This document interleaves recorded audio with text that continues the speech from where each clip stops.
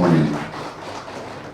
As a legal advocacy organization devoted to promoting transparency, accountability, and respect to socio-economic rights in Nigeria, Socio-Economic Rights and Accountability Project (SERAP) has presented a report to all stakeholders and government parastatals on how the lack of transparency is fueling human rights violations in the Niger Delta region.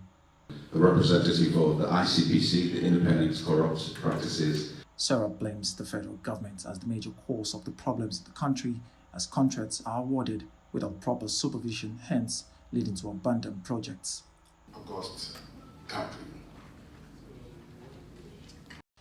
Honorable Grace Chinda, board member, ICPC, says despite NGO and government interventions and empowerment, corruption within the sector has affected the region through the diversion of funds for personal use. In spite of the above-mentioned interventions and the vast resources deployed to achieve intended outcomes, it is disheartening to note that the corruption through the diversion of duly appropriated funds by the government officials has become a recurring issue to the extent the President directed the forensic audit of the Nddc.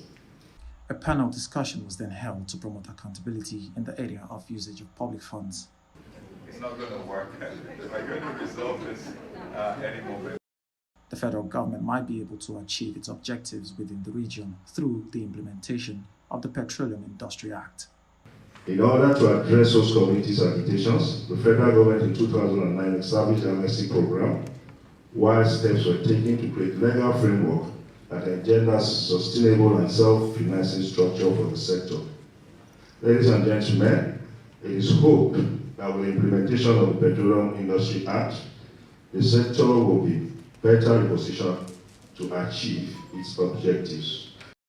Falana challenges the Office of the Attorney General to press on the need to the Presidency to reconstitute the Office of the Nddc and release a forensic audit report so contractors within the Niger Delta region would be held accountable should they fail to execute the assigned contracts. Either told that we're investigating fraud in the Nddc. Oh, we have set up an audit committee to investigate allegations of fraud. That committee submitted its report. No white paper up till now. We're only told, thousands of jobs have been abandoned in the Niger Delta. At the time the report came out, many of the contractors thought they were going to be arrested. So some of them moved to abandoned sites in order not to be prosecuted by the FCC. But when they discovered that the government wasn't really serious about it, everybody has gone back.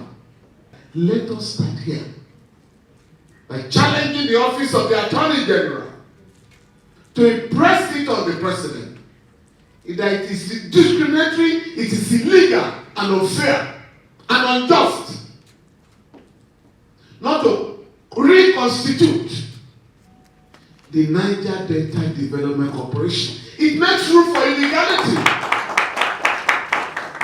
All the contracts awarded, all the contracts awarded, either by the sole administrator or interim management, are illegal. All hands are, however, on deck to ensure that corruption and embezzlement comes to an immediate end. Highest regard for